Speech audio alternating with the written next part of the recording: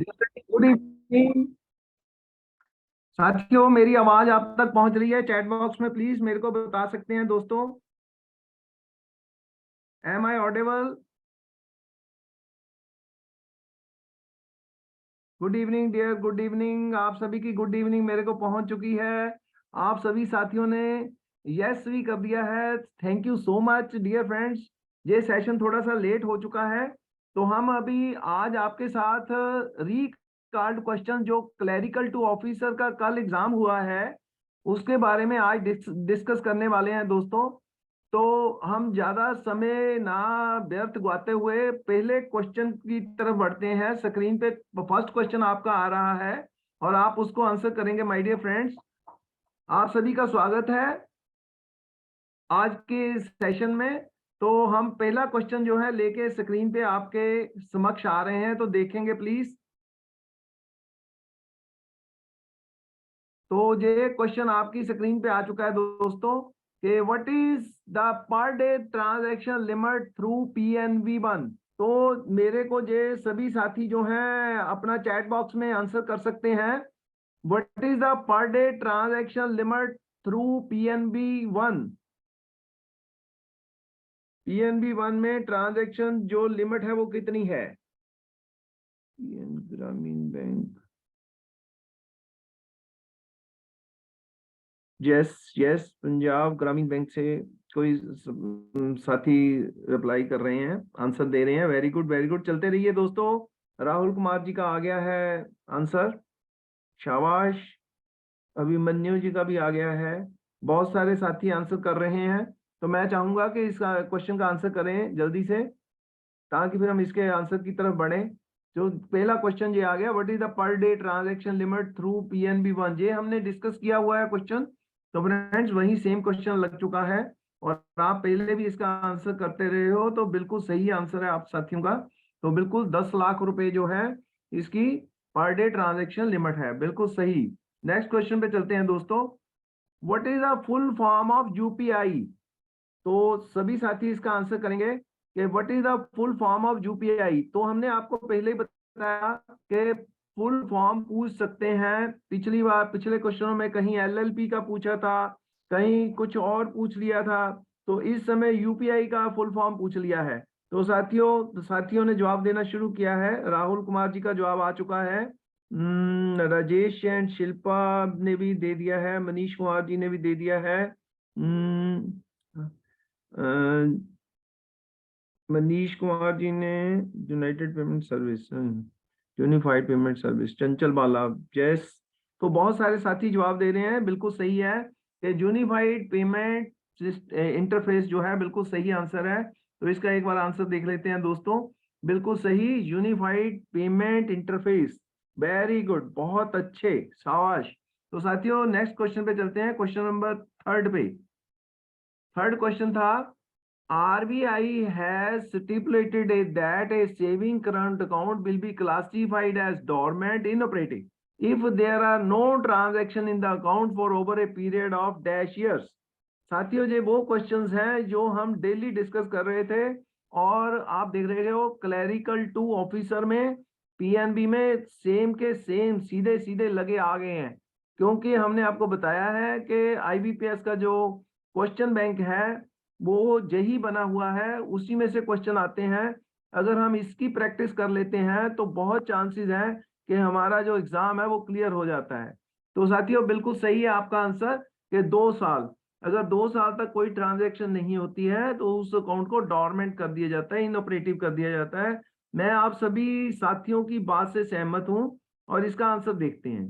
बिल्कुल सही सभी साथियों ने जवाब दिया। बहुत सारे साथियों ने जवाब दिया है। राजेश एंड शिल्पा ने दिया, बस्ता राज ने दिया, पंजाब ग्रामीण बैंक से भी दिया, पवन कुमार जी ने दिया, वरिंदर जी ने दिया, अजय कुमार जी, पंकज कुमार जी। बहुत अच्छा, वेरी गुड, बहुत अच्छे सभी साथियों ने जवाब दिया। Next question, question number fourth. Very good. A substandard is an asset classified as an NPA for less than. तो ये मेरे को बताना है कि जो सबस्टैंडर्ड अकाउंट है वो कितने NPA होने के बाद सबस्टैंडर्ड जो है कितने टाइम में होता है, ये बताना है। तो नहीं, सबस्टैंडर्ड एसेट जो है वो एनपीए के बाद कितनी देर उसमें रहता है, उस ब्रैकेट में रहता है, कितने टाइम में? तो अभिमन्यु जी का जवाब आ गया है, सौरभ जी का आ गया, राजेश जी का आ गया, बबलू जी का आ गया, चंचल जी का आ गया, अभिमन्यु जी का आ गया, राजेश, शिल्पा का आ गया, पवन जी का आ गया, बस बिल्कुल सही है, बहुत अच्छे। मैं एग्री कर रहा हूँ आपके साथ कि 12 महीने जो है वो सबस्टैंडर्ड में रहता है, बिल्कुल सही है। तो 12 मंथ्स जो है आंसर बिल्कुल सही है दोस्तों, कि एक जो सबस्टैंडर्ड अकाउंट होता है वो एनपीए होने के बाद 12 महीने जो है सबस्टैंडर्ड कैटेगरी में रहता है, बिल्कुल सही। नेक्स्ट क्वेश्चन पे चलते हैं दोस्तों, question number 5। As per section 149 subsection 1 of the Companies Act 2013 requires that every company shall have a minimum number of dash directors in the case of a public company। इसमें question ये है कि public company में कितने directors होने चाहिए, minimum number of directors. ये question हमने डिस्कस किया हुआ है दोस्तों।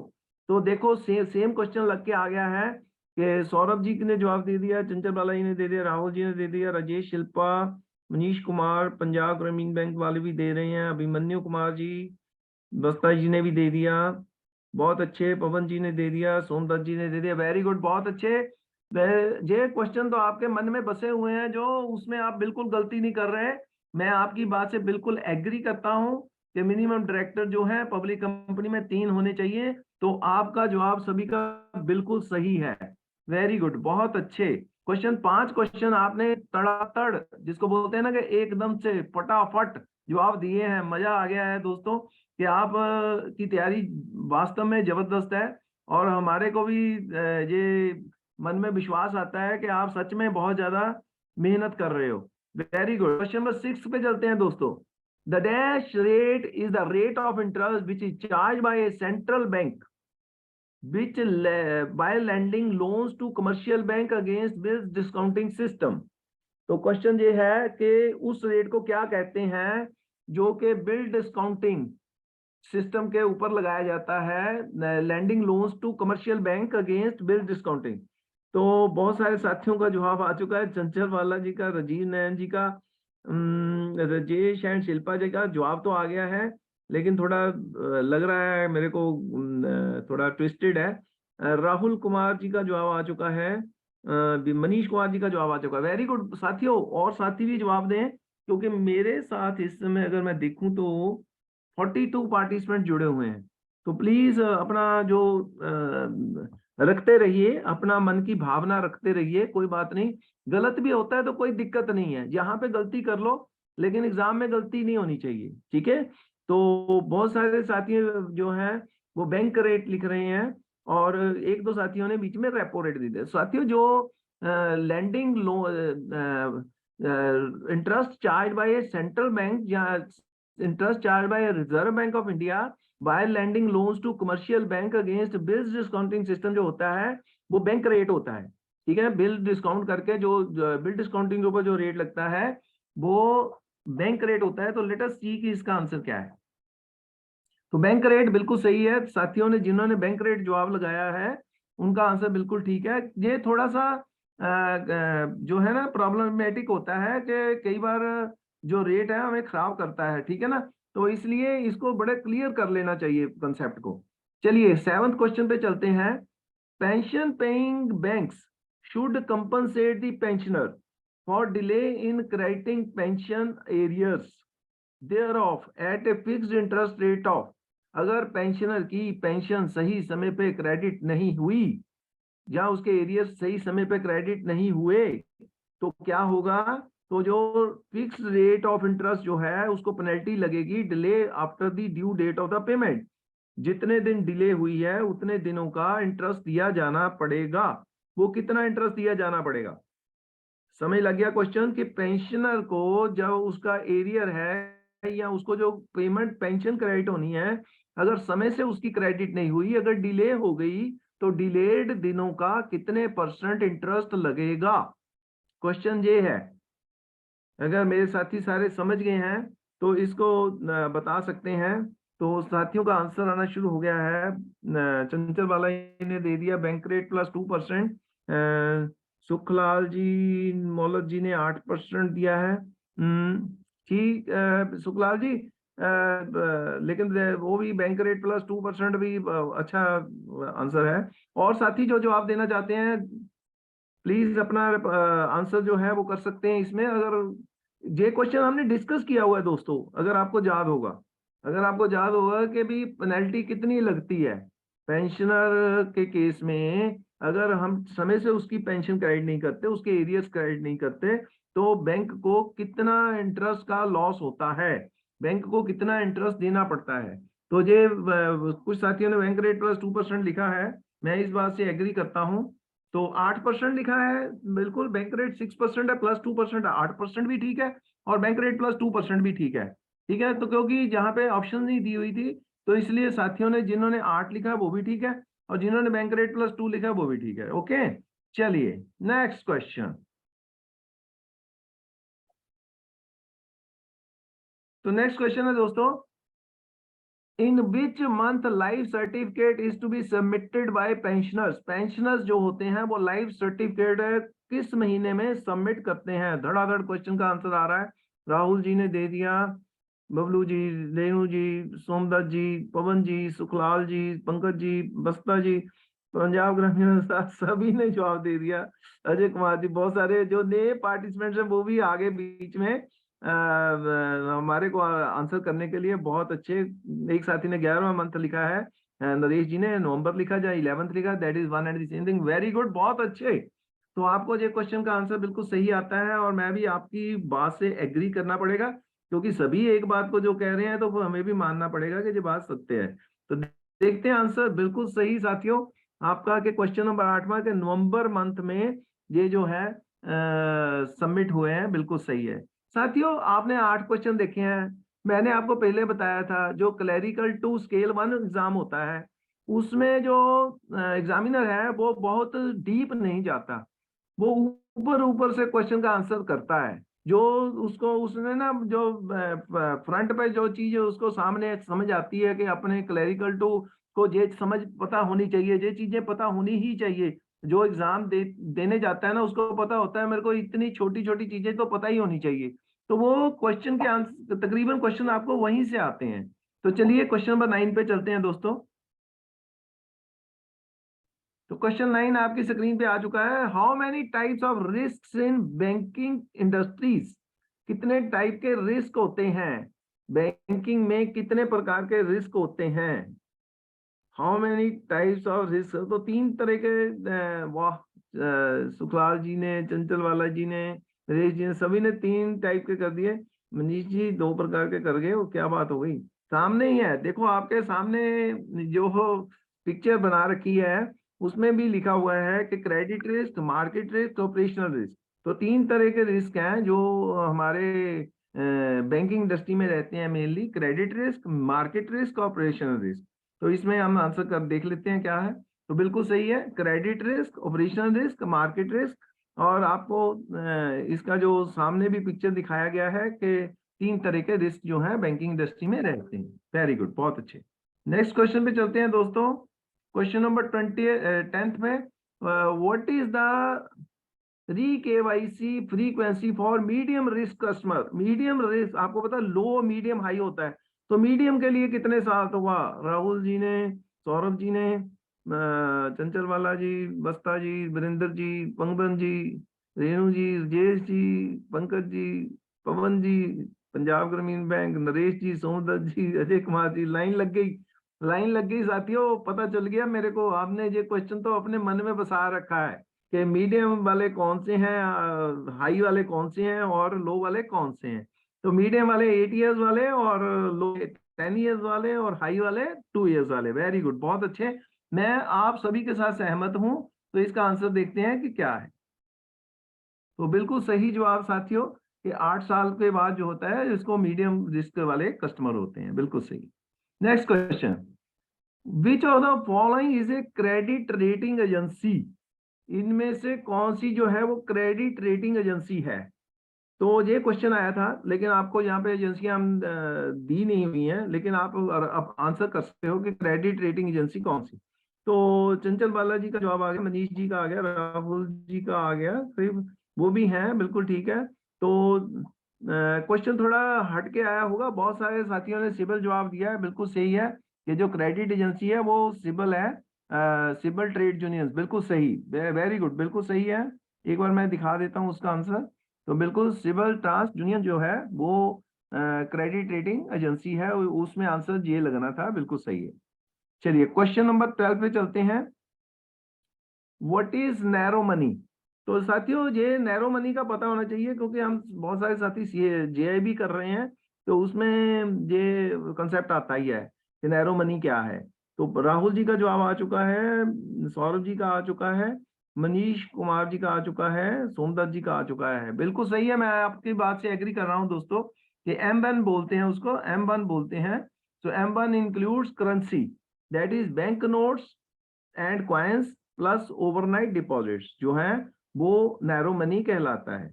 M1 क्या है? Includes currency, that is bank notes and coins plus overnight deposits, जितने हैं वो सारे नैरो मनी में आ जाते हैं। ठीक है, वेरी गुड, बहुत अच्छे। क्वेश्चन नंबर 13 पे जा रहे हैं दोस्तों।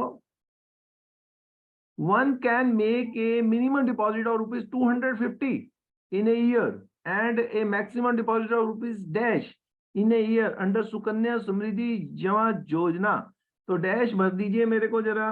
तो राहुल जी, सौरभ जी, राजेश जी, बिल्कुल सही, मनीष जी, चंचल बाला जी, पवन जी, सुखलाल जी, बहुत अच्छे। मैं कहता हूँ कि कमाल ही कर दीजिए सबने। वीरेंद्र जी का भी आ गया, अवस्था जी का भी आ गया, प्रदीप जी का आ गया, प्रिय झा जी का भी आ गया, पवन जी का भी आ गया। प्रिय झा जी बड़े देर बाद आपका आंसर आया है। आप तो बड़े बहुत ज्यादा एक्टिव रहते हो, तो आपका आंसर आना चाहिए हर समय। निंदर सेन, नरेश जी, अजय कुमार जी, वेरी गुड, बहुत अच्छे, बहुत अच्छे। सभी ने बहुत अच्छा जवाब दिया है, वेरी नाइस। तो साथियों इसमें मिनिमम 250 का रहता है और मैक्सिमम एक साल में 1,50,000 तक जमा कर सकते हैं। तो देख लेते हैं आंसर इसका दोस्तों। आपकी बात से मैं एग्री कर था, आंसर भी यही है, तो सही। क्वेश्चन नंबर 14 पे चलते हैं दोस्तों। क्वेश्चन नंबर 14 है, what is the call money? Call money क्या है? What is the call money, ये क्वेश्चन आया था। तो मैं साथियों का आंसर देखना चाहूंगा कि what is the call money, ये क्वेश्चन है। अगर इसका 4 ऑप्शन होते तो आप तुरंत जवाब दे देते, बिल्कुल ठीक है। नरेश जी, सौरभ जी, चंचल वाला जी, वेरी गुड, अविनाश जी, जेश जी, ऐसा कुछ भी नहीं है कि आपको नहीं पता है। आपको तो ऐसे पता है कि आप तुरंत जवाब दे रहे हो, बहुत अच्छे। मनीष जी का भी आ गया, बाबू रजक जी का भी आ गया, पवन कुमार जी का भी आ गया, बहुत अच्छे। बहुत सारे साथियों ने जवाब दिया है, तो देखते हैं साथियों इसका जवाब क्या है। कॉल मनी क्या है? Call money is the borrowing और lending of funds for one day ओब्लिक ओवरनाइट, जो एक दिन के लिए या ओवरनाइट के लिए होता है, that is called call money. बिल्कुल सही जवाब साथियों, आप सभी ने मजे ले आ दिए, बल्कि बहुत ही बढ़िया जवाब दिया सभी ने, सभी को आता है जो क्वेश्चन का answer. This is really nice. चलिए क्वेश्चन 15 पे जा रहा हूं दोस्तों। 15th क्वेश्चन आपकी स्क्रीन पे आ चुका है। Policy rates are decided by, policy rates जो है वो कौन डिसाइड करता है? तो साथियों ने जवाब देना शुरू किया है। राहुल जी आ गया, जी जी, सौरभ जी, जीश, अविनाश जी, बबलू, सोमदत्त जी, पवन जी, नरेश जी, अजय जी, इंद्र सेन, पवन, मनीष जी, बहुत अच्छे, धर्मराज जी, वीरेंद्र जी, बहुत सारे साथियों ने आंसर किया है, बहुत सारे साथियों ने आंसर किया है। और मेरी डिमांड के ऊपर आप सभी साथी आंसर कर भी रहे हो, मेरे को बहुत अच्छा लगता है कि आप मेरी बात को सुनते हो कि भाई हमारे को एक्टिव रहना है। एक्टिव रहोगे तो आपके जो एक बार आप चैट बॉक्स में लिख दोगे तो फिर आपको उसका आंसर कभी भूलेगा नहीं। That is the only reason मैं आप सभी साथियों को बोलता हूँ कि आप जो है वो लिखिए। तो देखते हैं इसका आंसर क्या है। बेसिकली आंसर सभी ने दिया है, तो देखते हैं इसका आंसर क्या है। तो Reserve Bank of India, the policy rates are decided by Reserve Bank of India. ठीक है, तो चलिए नेक्स्ट क्वेश्चन पे चलते हैं दोस्तों। Question number 16, may I help you counter in which branch? May I help you counter in which branch? Every, Sujesh and Shilpa ji ने लिखा है एवरी, एसएनएस जी ने लिखा है every, all, SBI, CBI, every, may I help you counter, आपको पता है ना may I help you counter क्या है? कि कस्टमर आ रहा है, उसकी उसको ये बताना है कि लॉजिक ये तो गोलपोरिया कमेटी के अंडर कस्टमर सर्विस में पहली कंडीशन रखी थी कि मे आई हेल्प यू काउंटर जो है हर ब्रांच में होना चाहिए। ठीक है, बहुत अच्छे। तो साथियों देखते हैं आपका आंसर क्या है, और क्या है? Every branch except very small branch, every branch except very small branch जो है उसको छोड़ के बाकी सब ब्रांचों में जो है ये मे आई हेल्प यू काउंटर रहेगा। कोई भी कस्टमर आता है तो आपका मे आई हेल्प यू का वो जो तख्ती है वो रहनी चाहिए, ताकि जब भी कस्टमर अंदर आए तो उसको पता चल जाए कि मैंने सबसे पहले इनसे पूछना है कि भाई मेरा काम कहाँ हो जाएगा। ठीक है, या मेरी ये प्रॉब्लम है कैसे सॉल्व होएगी। ओके, तो ये मे आई हेल्प यू का मेन रीजन ये था। चलिए साथियों क्वेश्चन नंबर 17 पे चलते हैं दोस्तों। Which of the following is not a low risk account? ये क्वेश्चन था, which of the following is not a low risk account, which of the following is not a low risk account. तो इसमें answer, अच्छा तो साथियों ने फिर से जवाब देना शुरू कर ही दिया है। एस एन एस जी ने करंट अकाउंट लिखा है, मनीष जी ने एस बी अकाउंट लिखा है, सैलरी सैलरी अकाउंट लिखा है, करंट अकाउंट लिखा है। तो देखते हैं दोस्तों इसमें क्या है आंसर हमारा। ये लो रिस्क अकाउंट में फॉरेनर अकाउंट, तो इसमें था which of the following is not a low, not a low risk, not a था। तो जो फॉरेनर अकाउंट है वो लो रिस्क में नहीं आता है। ठीक है, जो फॉरेनर अकाउंट है वो लो रिस्क में नहीं आता, उसमें 4 ऑप्शन दूसरी आई होंगी, तो उसमें जो फॉरेनर अकाउंट वाला जो था कि वो लो रिस्क में नहीं है। ठीक है, चलिए नेक्स्ट क्वेश्चन करते हैं दोस्तों। क्वेश्चन नंबर 18 पे पहुंच चुके हैं हम।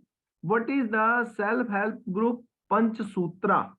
What is the self help group Panchasutra? इसकी बात आपसे हमारे विजय सर बहुत करते रहते हैं हर समय, तो आपको मेरे को पता है कि इस चीज का जरूर करंट भी नहीं आता, daily deposit. What is the self help group Panchasutra? Regular savings, MSLPR, तो डेली मीटिंग। तो देखते हैं साथियों इसका क्या आंसर है 18th का। तो इसमें है regular meeting, regular saving, regular lending, regular recovery and regular account. Okay, बहुत अच्छे। सौरभ जी ने पूरा पूरा चेपा है इसको, बिल्कुल सही। सौरभ जी कमाल कर दी, बहुत अच्छे, वेरी गुड, नाइस, बिल्कुल सेम टू सेम चेप दिया आपने, वेरी गुड।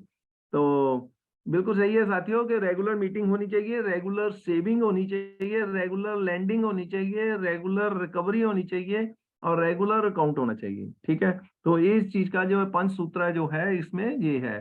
तो इसकी बात काफी होती रहती है हमारे ग्रुप्स में। तो चलिए नेक्स्ट क्वेश्चन पे चलते हैं। The PNB power ride loan scheme for whom?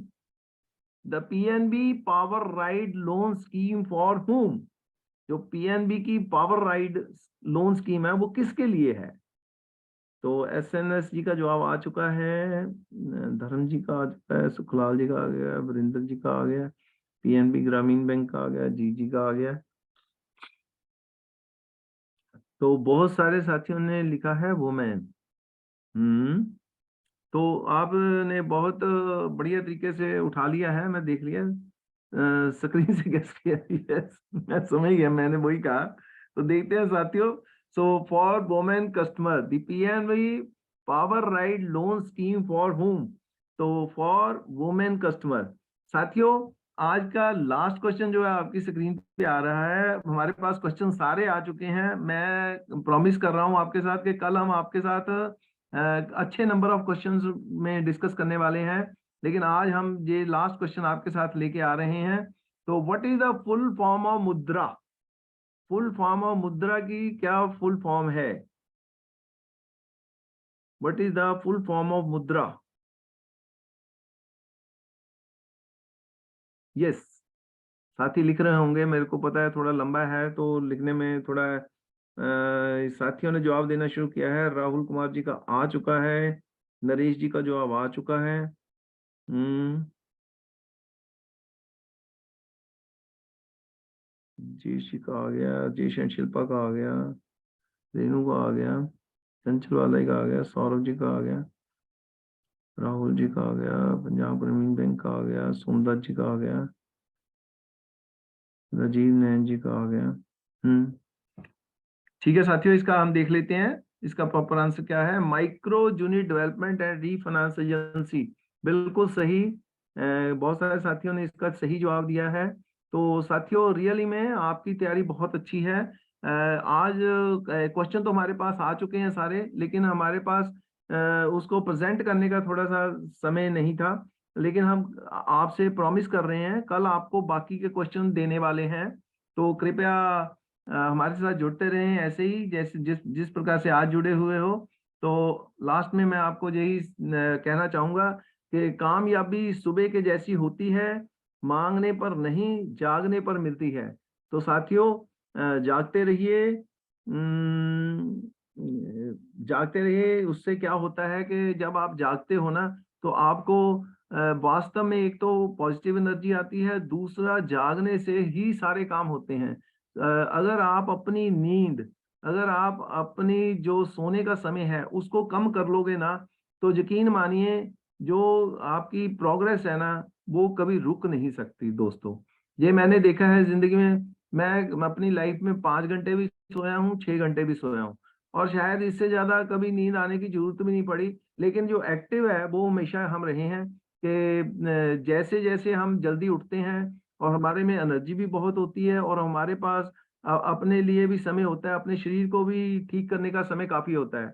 तो साथियों मैं इन्हीं शब्दों के साथ एक पूरी एश्योरेंस देते हुए कि कल जो बाकी के क्वेश्चन है वो हम आपके साथ सारे के सारे डिस्कस करेंगे, ऐसी एश्योरेंस लेता हुआ मैं आप सभी से विदा लेता हूं। लेकिन प्लीज बने रहिए, अभी सर सेकंड सेशन जो है वो शुरू होने वाला है। जी सर। सर एक सेकेंड सर।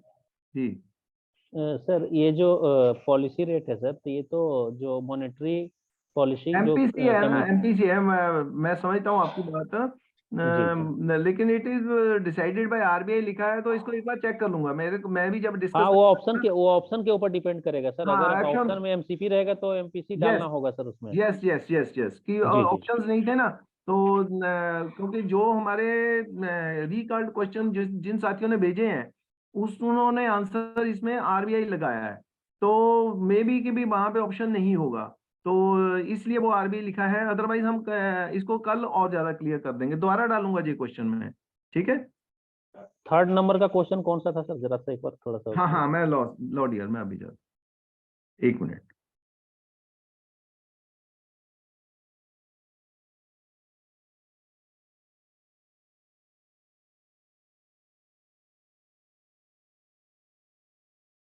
क्वेश्चन थर्ड था, RBI has stipulated that a saving current account will be classified as dormant or inoperative। कि आरबीआई ने जो स्टिपुलेट किया है कि सेविंग और करंट अकाउंट जो है वो डॉर्मेंट हो जाएगा या इनऑपरेटिव हो जाएगा। तो if there is no transaction in the account, अगर अकाउंट में ट्रांजैक्शन कितने साल तक नहीं होगी, तो वो जो अकाउंट है वो डॉर्मेंट या इनऑपरेटिव हो जाएगा। ये क्वेश्चन था ओके दोस्त। Sir, clear, thank you sir, clear है okay sir. Okay, thank you dear friends. आप सभी ने जुड़े हमारे साथ। और कल मैं ये प्रॉमिस करके जा रहा हूँ आपके साथ कि बाकी के जितने भी क्वेश्चन है ना, हम कोशिश करेंगे कल आपको ये जो है अपने सेशन में हम कंप्लीट करने की कोशिश करेंगे। ठीक है दोस्तों। ओके ठीक है, बने रहिए कृपया, क्योंकि नेक्स्ट सेशन शुरू होने जा रहा है दोस्तों। प्लीज बने रहिए।